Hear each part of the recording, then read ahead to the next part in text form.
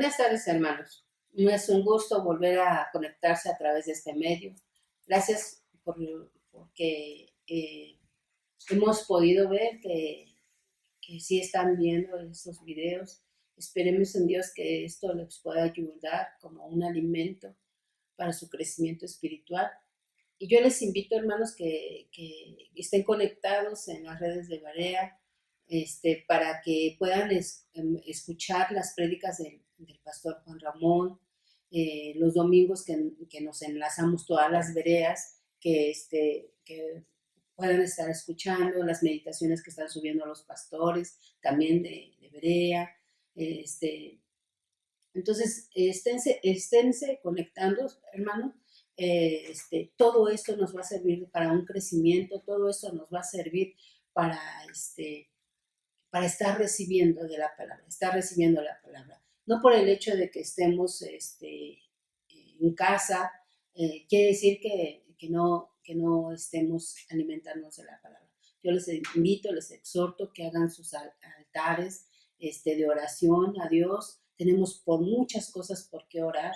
Les invito a que se junten como familia, convivan como familia, jueguen, platiquen, hagan lo que no podemos hacer normalmente, ¿no? Y más los papis o las mamás que trabajan, pues a veces no hay ese tiempo. Ahora disfrútenlo.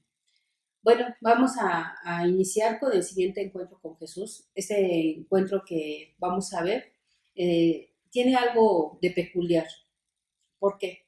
Porque en los otros encuentros que hemos estado viendo, hemos visto que ya sea Jesús busca a la persona, en este caso, por citar a alguien, podríamos ver a la mujer samaritana, Jesús la busca. También podemos ver a Saulo de Tarso, que perseguía a los cristianos. Jesús lo provoca el encuentro con Saulo. Podemos ver en estos cómo es que Jesús provoca ese encuentro. Pero también podemos ver los otros encuentros en que uno propicia el encuentro con Jesús. Y en esos podríamos ver el paralítico de Capernaum, podríamos ver también se me fue el nombre, Nicodemo, que va y busca a Jesús de noche, ¿sí? Entonces vemos que estos personajes, ellos propician el encuentro con Jesús. Y en los que mencioné antes, Jesús propicia el encuentro. Pero este encuentro que vamos a ver de Jesús y la mujer adúltera, que es el siguiente encuentro que nos toca, podemos ver que aquí ni Jesús busca a la mujer adúltera, ni la mujer adúltera busca a Jesús, ¿sí? Vamos a dar lectura a nuestra cita bíblica que se encuentra en Juan 8, del 1 al 11. Y una recomendación, hermanos, cada vez que ustedes vean que está la clase de escuela dominical, les invito a que se acerquen su manual, se acerquen su Biblia. Les vuelvo a repetir el manual. Yo casi no lo toco, pero es con un propósito, para que ustedes le vuelvan a dar un repaso a lo que está aquí, y ya sobre eso y sobre lo que yo les dije en la clase, contesten su cuestionario, y primeramente Dios, cuando nos volvamos a ver, va a haber un examen. Por eso, clase tras clase, les invito a que estén contestando sus cuestionarios. Lo van a tener fresquecito si lo hacen de la forma que yo les digo. Entonces, contesten sus cuestionarios, hermanos. Si ya tienen la cita, Juan 8, del 1 al 11, vamos a darle lectura, pero primero vamos a iniciar con una oración.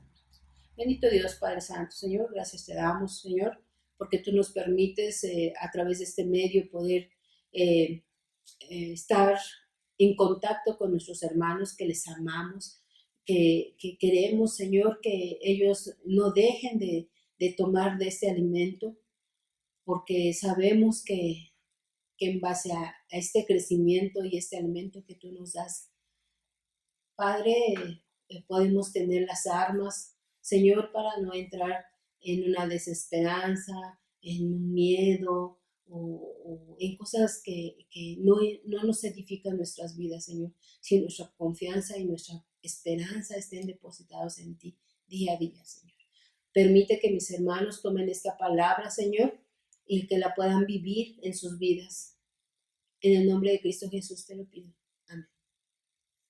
Bueno, entonces vamos a darle lectura a la palabra y dice la mujer adúltera. Cada uno se fue a su casa y Jesús se fue al monte de los Olivos y por la mañana volvió al templo y todo el pueblo vino a él y sentado él les enseñaba. Entonces los escribas y los fariseos le trajeron una mujer sorprendida en el mismo acto del adulterio.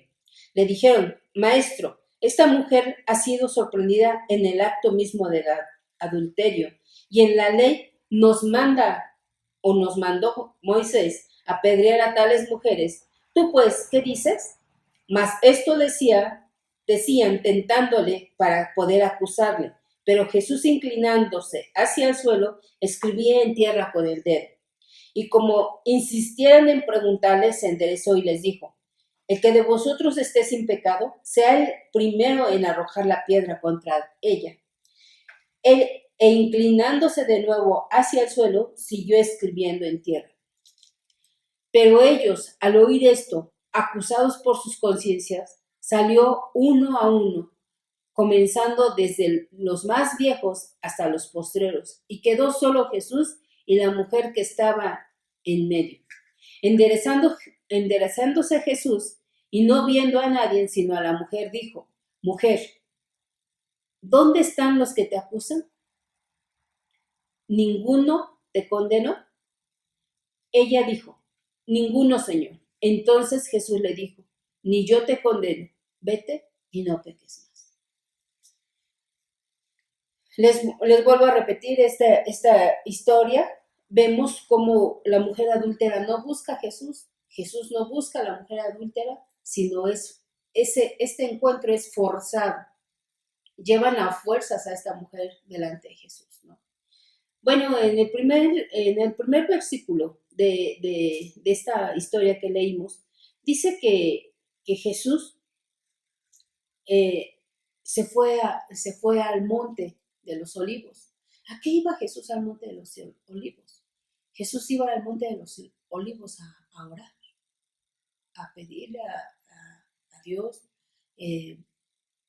pues yo imagino que sabiduría, yo me imagino que él estaba en una comunión estrecha con el Padre. Fíjense, si nosotros podemos leer, recordar, más bien dicho, en la lección del joven rico, vemos que cuando el joven rico se acerca a Jesús, le dice, Maestro, bueno, ¿qué haré para heredar el cielo? Digo, la vida eterna. Y Jesús le dice, ¿por qué me dices bueno? No hay ninguno bueno, sino solo Dios. Entonces, vemos en ese momento que aún Jesús le dijo, yo como persona que estoy aquí en la tierra, como calidad de hombre, aunque Jesús nunca pecó, pero él estaba en calidad de hombre. Entonces, él quizá en su carne, como humano, pudo haber pecado. Pero ¿por qué? Pero la Escritura nos narra que él nunca pecó. O sea, Jesús no pecó. Pero no pecó porque él dependía del Padre. O sea, por eso él se alejaba a orar. Por eso él día a día oraba. Tenía esa dependencia del Padre para estar fortalecido ante las tentaciones. Imagínense, si Jesús lo hizo, ahora nosotros que somos débiles, nosotros que que muchas veces flaqueamos o pecamos, precisamente por eso nosotros tenemos que aún más que el mismo Jesús, tener que buscar al Padre y tratar de tener esa dependencia con Dios para estar fortalecidos en Él. Entonces vemos cómo Jesús en este momento nos narra y bueno, en muchas partes de la palabra podemos ver cómo Jesús se iba al monte a orar. Y bueno, dice en el 2 que por la mañana volvió al templo y todo el pueblo vino a él y sentado les enseñaba. Entonces los escribas y los fariseos le trajeron una mujer sorprendida en el adulterio y poniéndola en medio le dijeron, maestro, esta mujer ha sido sorprendida en el mismo acto del adulterio. Vamos a ver algo bien importante, ¿sí? Dice que una vez que regresa Jesús de haber orado al Padre, llega al templo y dice, y todo el pueblo vino a él. Recordemos que a Jesús siempre lo seguía mucha gente, multitudes. Y dice que él estaba enseñando a esas personas que le seguían. Y vemos algo bien importante. También Jesús dependía del Padre para dar esas enseñanzas, ¿sí? Para poder tener ese conocimiento que solamente puede provenir del Padre. Entonces, ya más adelante vemos que nos narra que los escribas y los fariseos llevan a una mujer ante Jesús que es sorprendida en el adulterio. Y le dicen, hemos hallado a esta mujer sorprendida en el mismo acto del adulterio. Y en la ley de Moisés nos manda a apedrear a tales mujeres. ¿Tú pues qué dices? Eso lo podemos encontrar, eso que dijo Moisés, porque efectivamente lo dijo Moisés, lo podemos encontrar en Levítico 20 o en Deuteronomio, también ahí en el capítulo 22. Podemos encontrar eso, que sí, efectivamente, decía que aquellos que fueran sorprendidos en el mismo acto de adulterio, había que apedrearles, pero no decían nada más que las mujeres. También eso, ese castigo lo tenían los hombres. ¿Y por qué en este momento? Aquí no, yo no veo, no narra eso, pero nada más es a la mujer a la que llevan. Y si la encontraron en el mismo acto de adulterio, pues no la encontraron sola. Entonces, ¿por qué llevan solamente a la mujer? ¿Sí? Entonces aquí vemos que algo que según los fariseos que querían hacer como obedecer la ley de Moisés muy religiosamente, ¿cómo vemos cómo falla? ¿Pero por qué? Porque no llevan al hombre también. Los dos merecían esa condena, pero nada más llevan a la mujer. Entonces podemos ver que ya posteriormente, bueno, nos dice la escritura que los que llevan a esta mujer y hacen que los demás seguidores de Jesús empiecen a también a condenar a la mujer, en los que encabezaban esto eran los escribas y los fariseos. Ya no hemos hablado de esos personajes, ¿verdad? Que siempre seguían a Jesús, no lo seguían porque consideraran que Jesús les podía dejar algo bueno para su vida, sino lo seguían a ver en qué se equivocaba, a ver qué decía mal, a ver qué actuaba mal para poderle acusar. Y aquí no era la excepción, aquí lo dice mismo en la escritura. Dice en el 5, y en la ley nos mandó Moisés a apedrear a tales mujeres. ¿Tú pues qué dices? Mas esto decían tentándole para poderle acusar. ¿Por qué para poderle acusar? Entonces, pues precisamente lo hacían porque si Jesús decía hay que apedrearla para ir conforme a la ley, entonces los escribas le iban a decir, pues no, que predicas el amor. Y si él decía, no la apedreen, pobrecita, entonces le iban a decir, entonces estás en contra de la ley. Entonces, sea una respuesta que diera Jesús o otra respuesta que la diera, de todos modos le iban a encontrar ahí como después ahí en el mundo dicen un dicho, ¿no? Que que esperaban que la puerca torciera el rabo. Pero más que nada, es que lo que dijera Jesús iba a ser en su contra, lo que dijera. Pero vemos la importancia, como decíamos, como veíamos en el primer versículo, de depender del Padre. Cuando tú dependes del Padre, te da sabiduría para saber contestar ante tu adversario. Y en este caso, Jesús supo contestar a su adversario, porque ni les dijo no la apedreen, ni les dijo lo contrario, que la apedrearan. O sea, no dijo nada de eso, sino simplemente su contestación de Jesús fue, y como insistieran en preguntarle, ¿sí? Se enderezó y les dijo, el que vosotros esté sin pecado, sea el primero en arrojar la piedra hacia ella. No les dijo que sí la apedrearan, no les dijo que no la apedrearan. Nada más les dijo, quien no tenga pecado, que sea el primero en arrojar la piedra. Y entonces, y ya vemos más adelante que Jesús les dijo eso, se volvió a inclinar a tierra y siguió escribiendo con sus dedos en la arena, ahí en el suelo. Pero ellos, al oír esto, acusados por su conciencia, salían uno a uno, comenzando desde los más viejos hasta los postreros, y quedó solo Jesús y la mujer estaba en medio. Entonces aquí vemos con cuánta sabiduría Jesús les responde a ellos, ¿no?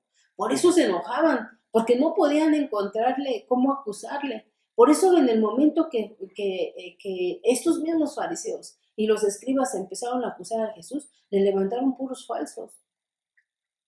Fueron puros falsos testimonios que le dijeron a la autoridad cuando apresaron a Jesús, porque no tuvieron de dónde agarrarse para acusarle. Y en este momento, él muy sabiamente les dijo, aquel que esté sin pecado, que sea el primero que arroje la piedra. Y acabamos de leer que acusados por su conciencia, empezó a salir uno a uno, ¿sí? Y aquí podemos volver a ver lo que le dijo al joven rico Jesús. No hay ni uno solo bueno, sino solo Dios es bueno. Y entonces a veces nosotros nos maravillamos o nos espantamos porque que el hermano hizo acá y que acá hizo tal cosa y todo, ¿no? Nos maravillamos del pecado ajeno, pero no vemos los pecados que nosotros traemos. Yo no digo que hay que solapar o que esconder el pecado del hermano. No. Tú puedes llegar, lo puedes exhortar en el amor, ¿sí? Pero sin olvidarte que a lo mejor tú no estás pecando en la forma que el hermano está pecando, o tu hermano, pero por otro lado estás haciendo algo que no está bien. Entonces, yo no digo, no le digas nada porque pues tú también traes tus pecadillos por ahí, ¿no? No, o sea, sí podemos exhortarnos mutuamente en amor y reconocer ante Dios aquello que no está bien en nuestras vidas. Y que sea Dios, la autoridad de parte de Dios, que Él nos pueda dar, la sabiduría de parte de Dios, que Él nos pueda dar para ir con el hermano y exhortarlo en el amor de Dios a que Él pueda cambiar su estilo de vida. ¿Sí? Pero recordemos, hermanos, no nos hagamos como decimos, ¿no? Que nos demos golpes de pecho. No. O sea, nosotros también de una u otra forma estamos fallando en alguna área. Entonces, preocupémonos. Tampoco podemos decir, no, hasta que yo esté muy bien, entonces ya voy a exhortar a los hermanos. No. Pero hay que preocuparnos por nosotros y también ayudar al hermano. ¿Sí? Bueno, entonces ya más adelante dice, que salieron uno a uno y se fueron, ¿no? y se quedó solo Jesús y la mujer que estaba en medio. Enderezándose Jesús, no viendo a nadie, sino a la mujer, le dijo: mujer, ¿en dónde están los que te acusan? ¿Ninguno te acusó? ¿Ninguno te condenó? Y ella le dijo: no, Señor, todos se fueron. ¿Sí? Entonces, algo bien hermoso, ya por último, en el último versículo dice: ella dijo: ninguno, Señor. Entonces Jesús le dijo: ni yo te condeno, vete y no peques más. El único que tenía autoridad para apedrear a esta mujer era Jesús. El único que podía condenarla era Jesús. Y en ese momento, esta mujer recibe el perdón de parte de Jesús y le dice: ni yo te condeno. Pero ¿qué le dice más adelante? Vete y no peques más. Hermano, les vuelvo a repetir, si nosotros en algún momento sabemos que le estamos fallando a Dios, y Dios en su misericordia dice que si nosotros nos arrepentimos de nuestros pecados y vamos a Él y se los confesamos, que Él es fiel y justo para perdonarnos nuestros pecados y Él nos limpia de toda maldad. Pero nos dice lo que le dijo a la mujer adúltera: vete y no peques más. Tenemos que saber distinguir cuando es un remordimiento y cuando es un arrepentimiento. Un remordimiento es que yo vaya con Dios y le diga: ay, Señor, mira, te prometo que ya no lo voy a hacer, y casi terminamos con la oración y ya volvemos a hacer lo mismo. Ese es un remordimiento. Pero un arrepentimiento quiere decir voltear, darnos la vuelta al pecado y seguir en pos de Cristo. Hermano, yo te invito a que sigamos en pos de Cristo. Que si hemos fallado en algunas áreas, cada uno de nosotros, así como Jesús sabía a esta multitud que se incitaba a apedrear a la mujer, y cuando Él le dice: el que esté libre de pecado, que sea el primero en arrojar la primera piedra, cuando Jesús les dice, Jesús conocía a cada uno de los que estaban ahí, listos para arrojar la piedra. Ya más adelante, los otros estudios que hemos visto, dice que cuando se acuerdan que cuando bajan al paralítico, empezaron, dice la escritura, que empezaron a cavilar. Y yo les decía en ese estudio que cavilar era a pensar. Y empezaron, los escribas y los fariseos empezaron a pensar y a decir: ¿quién es este para perdonar pecados? Y que Jesús los confronta y que les dice: ¿por qué estás pensando eso? ¿Sí? Entonces podemos saber que Jesús bien conocía el corazón de toda esta muchedumbre que estaba presto a apedrear a la mujer. Jesús conoce tu corazón, conoce mi corazón, pero lo que tenemos que hacer es llevar nuestro pecado delante de Dios. Decirle: Señor, yo sé que con esto no te estoy honrando. Señor, yo sé que esto no te glorifica. Perdóname, pero que sea que pueda ser un arrepentimiento genuino. Que sea un arrepentimiento que nosotros en verdad busquemos el adorar, glorificar y honrar a Dios. Yo les invito, hermanos, que podamos llevar cautivos todos nuestros pensamientos, todos nuestros actos delante de Jesús, que Él es el único que puede transformar nuestras vidas. Para nosotros es imposible, pero yo les decía también en las otras clases, dejemos que Dios haga lo imposible. Y si es imposible para ti, Jesús es experto en eso. Entonces, yo les invito, hermanos, a que empecemos a dejar nuestra manera mala de vivir. Sabemos cuáles son. Hermano, si tú estás, ¿qué es el adulterio? Fíjense, ahorita estamos hablando de la mujer adúltera. ¿Qué es el adulterio? Es tener relaciones fuera del matrimonio con otra persona que no sea nuestros esposos. Si tú estás adulterando, hermano, yo te invito a poner en orden tu vida. Si ya estás separado de la persona quizá que fue tu esposo o fue tu esposa, pon en orden tu vida. ¿De qué forma? Divórciate, pero yo te aconsejo que no, mientras sea el divorcio, no estés viviendo con la persona que es tu pareja en este momento. Algo de la forma que Dios lo pide es que una vez que estés divorciado, ahora sí puedes casarte y después ya vivir con esta pareja que tú tienes. Yo les estoy poniendo el ejemplo del adulterio que habla aquí, ¿sí? Entonces, pon en orden tu vida. Y les digo, este es el ejemplo del adulterio, hay otros ejemplos. O sea, si yo robaba y yo sé que hice robo a alguien, entonces, ¿cuál es mi parte cuando es el arrepentimiento? Ir con esta persona y decirle, ¿sabes qué? Yo fui. Pero mira, dame chance, te voy a pagar en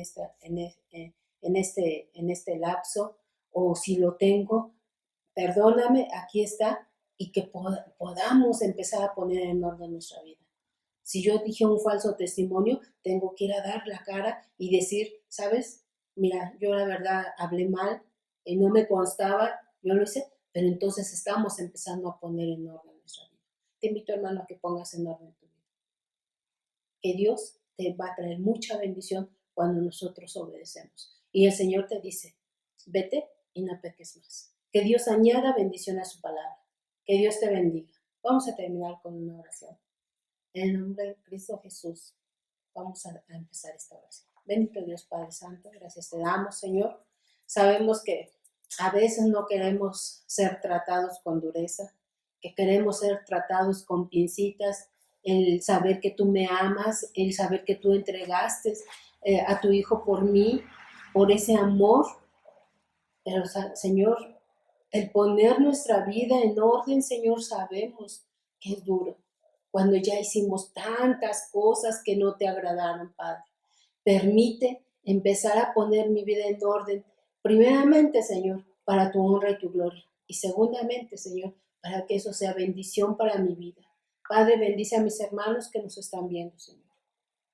Y yo te pido, Señor, que tú tengas misericordia de ellos, así como se lo tuviste a la mujer adúltera. Y que ellos puedan escuchar ese llamado de parte de ti, que les digas, vete y no peques más. Que Dios añada bendición a esta palabra. En el nombre de Cristo Jesús. Amén. Bendiciones, mis hermanos. Que Dios me los bendiga.